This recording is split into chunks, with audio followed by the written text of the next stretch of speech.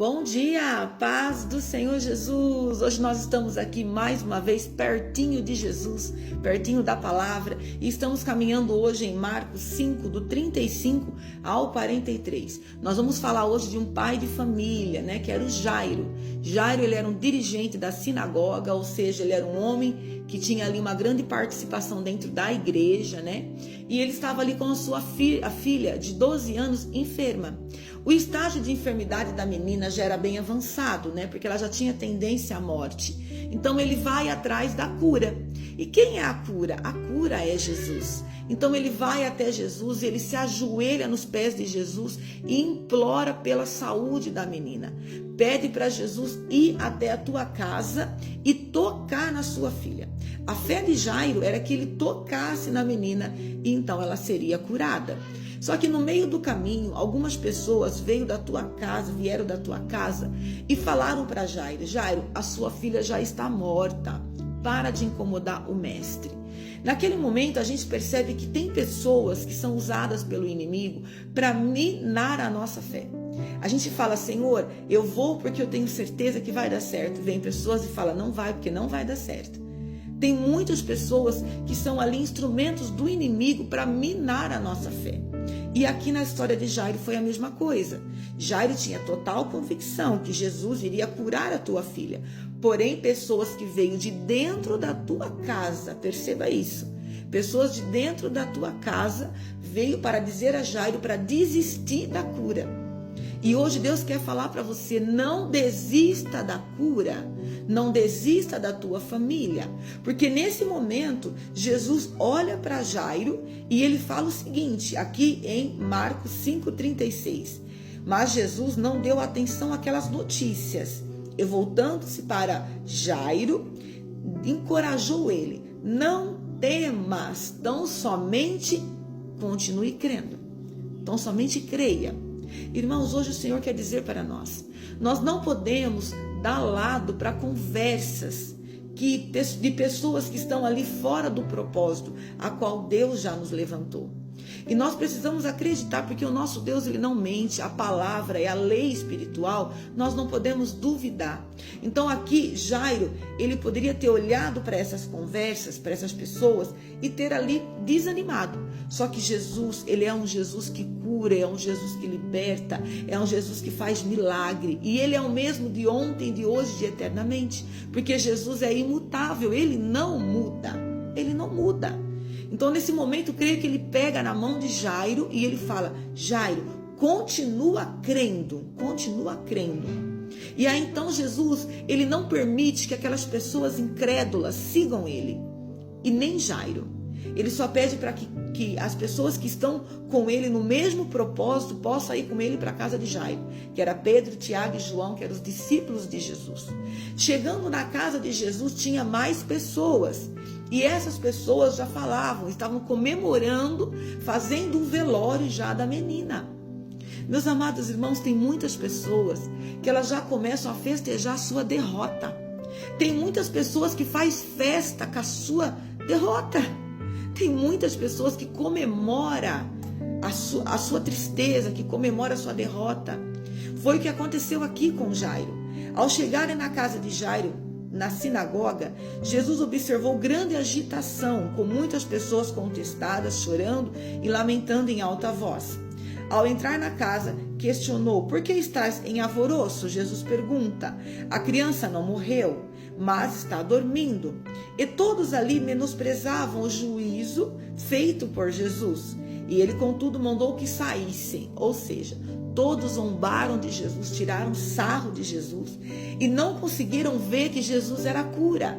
Por quê? Os olhos daquelas pessoas estavam tão cheios de sofrimento, cheios de incredulidade, que eles não conseguiram ter olhos espirituais. E muitas vezes é o que acontece com a gente. A gente está tão desesperado com problemas que acontecem conosco na terra, com enfermidade, com problemas dentro da sua residência, ou com violência, com problemas com enfermidade. Tudo isso faz com que a gente feche os olhos espirituais. Mas nesse momento, Jairo também estava passando pela mesma situação. Estava rodeado de pessoas incrédulas. Acredito que ali somente ele e a mãe.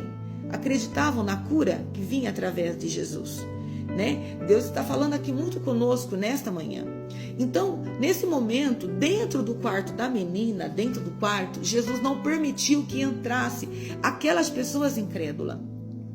Como eram pessoas que estavam ali com Jairo, acompanhando ele na sinagoga, a gente pode falar que não eram pessoas religiosas, que falavam que serviam a Deus, porém serviam a própria terra, serviam as suas opiniões, né? Faziam ali questionamentos, julgamentos, e isso fazia com que aquelas pessoas não eram pessoas que estavam preparadas para caminhar com Jairo. Por quê?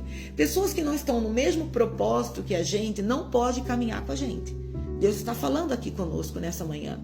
Nós temos que andar com pessoas que estão no mesmo propósito, pessoas que tenham fé, pessoas que acreditam, pessoas que buscam a sua cura, buscam o seu contentamento na palavra de Deus e acreditando, porque sem fé é impossível agradar a Deus. Se eu não tenho fé, como que eu posso acessar o trono da graça?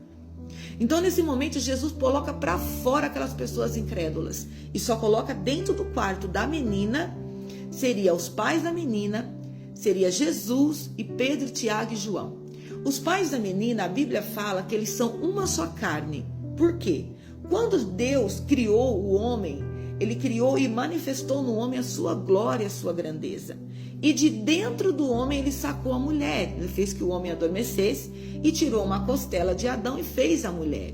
Então, ela é carne da sua carne. Então, por isso que a Bíblia fala que o homem e a mulher são uma só carne. Então, a conta de Deus diante do casal, 1 mais 1 não é 2, 1 mais 1 é 1.